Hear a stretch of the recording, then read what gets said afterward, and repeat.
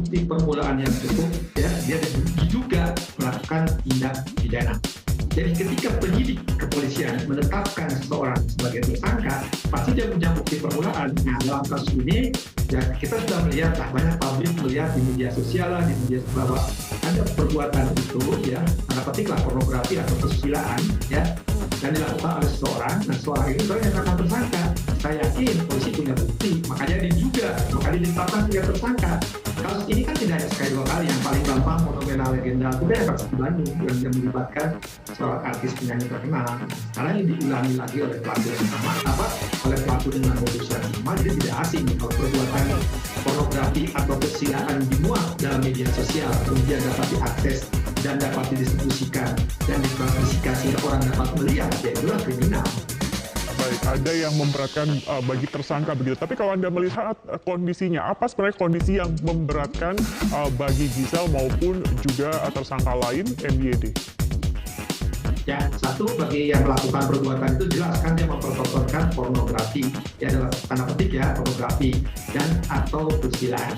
Kemudian juga ini kan diunggah, diupload oleh pelaku-pelaku lain. Jadi ada pelaku-pelaku lain yang mendistribusikan atau mentransmisikan untuk dapat diakses. Sama undang-undangnya tentang undang-undang pornografi dan atau undang tentang IT kesusilaan. Jadi ketika orang misalkan si A melakukan perbuatan yang tersangka sekarang seorang wanita itu melakukan perbuatan dan perbuatan itu diupload oleh kita misalkan sampai kepada yang lain, bisa kena pribadi. Ketika dokumentasi kita simpan di dalam alat elektronik, itulah undang-undang itu berlaku. Ada dokumentasi elektronik, ada informasi elektronik. Kalau dokumen itu untuk pribadi akhirnya bisa didistribusikan dan ditransmisikan atau dapat diakses menjadi pidana, makanya sering saya katakan ngapain juga lah yang gitu-gitu harus direkam, berbuat aja lagi lah kan, kenapa harus ada dengan pasangan yang sah, bukan ngapain juga gitu kan. Nah kalau sekarang handphonenya menyebar atau alat komunikasinya isinya dokumentasi tadi isinya pornografi atau istilah kesusilaan dan menyebar, dia harus bertanggung jawab. Maka pertanyaan di awal, ngapain juga yang dibuat direkam-rekam.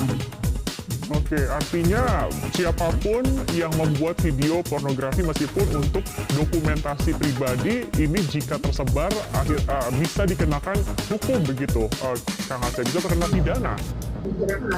Ngapain dia bikin gitu-gituan gitu. Karena kita bikin gitu-gituan, suatu saat handphonenya diperbaiki atau dijual atau apapun akan menyebar. Artinya apa?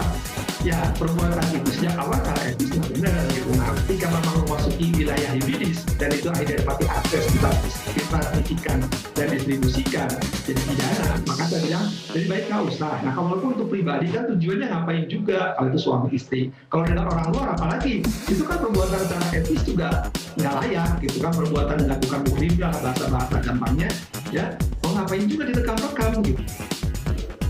Oke. Baik, Kang Asep, berarti artinya ini juga kan sudah terjadi beberapa kali begitu, Kang Asep, terkait dengan perbuatan membuat video pornografi, kemudian bocor dan disebarkan. Ini artinya juga kemungkinan hanya menyangkut pada si pembuat dan yang menyebarkan begitu, Kang Asep ya? Ini yang terus menjadi pertanyaan, Kasubdit Tindak Pidana Cyber di Treskrim Suspolda Metro Jaya akhirnya membenarkannya. Sosok tersebut adalah Michael Yukinobu De Freitas. Dilihat dari akun media sosialnya, MYD beberapa kali membagikan momen saat sedang bermain basket. Ia juga diketahui mempunyai hobi bermusik. Hal tersebut turut ia bagikan beberapa momen saat bermain band bersama dengan rekan-rekannya di akun media sosial miliknya. Seperti diketahui, Gisel Anastasia alias Gisel telah resmi ditetapkan Polda Metro Jaya sebagai tersangka atas kasus video syur. Gisel ditetapkan sebagai tersangka atas kasus penyebaran video syur mirip dirinya yang beberapa waktu lalu beredar. Setelah ditetapkan sebagai tersangka, terungkap fakta bahwa Gisel merekam video itu saat masih menjadi istri dari Gading Martin. Gisel resmi ditetapkan menjadi tersangka pada Selasa 29 Desember 2020. Dikutip dari Tribun Jakarta, Kabid Humas Polda Metro Jaya Kombes Pol Yusri Yunus membenarkan bahwa kini Gisel telah resmi berstatus tersangka. Penetapan tersangka dilakukan kepolisian setelah Gisel mengakui jika dirinya merupakan pemeran video itu. Selain Gisel, polisi juga telah menetapkan sosok pemeran pria yakni MYD yang belakangan diketahui merupakan Michael. Penetapan tersangka dilakukan setelah hasil forensik keluar dan dikaitkan dengan pemeriksaan Gisel Anastasia beberapa waktu lalu. Sementara itu disebutkan juga bahwa video syur tersebut direkam oleh Gisel bersama MYD pada tahun 2017 lalu di sebuah hotel di kota Medan, Sumatera Utara. Pada saat itu, Giselle masih berstatus sebagai istri sah Gary Martin. Setelah ditetapkan menjadi tersangka, Giselle dan laki-laki dalam video tersebut akan dipanggil kembali oleh kepolisian sebagai tersangka. Giselle dan MYD dijerat polisi dengan pasal 4 ayat 1, Junto pasal 29 dan atau pasal 8 Undang-Undang Nomor 44 tentang pornografi dengan ancaman hukuman maksimal 12 tahun penjara.